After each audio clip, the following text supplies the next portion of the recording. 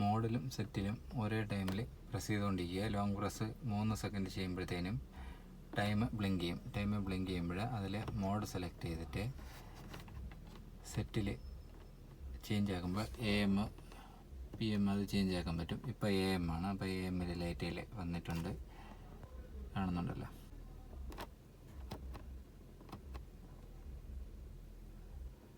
മോഡിൽ തന്നെ പ്രസ് ചെയ്താൽ മതി. 7 എന്നുള്ള അത് 8 9 ഇപ്പം മണി 11 10 ആയത്. അപ്പം മോഡിൽ ഒന്നുകൂടെ സെലക്ട് ചെയ്ത് കഴിഞ്ഞാൽ ഓക്കെ, ലോങ് പ്രസ് ചെയ്തുകൊണ്ടിരിക്കുമ്പോൾ അത് ഓടിക്കൊണ്ടിരിക്കും.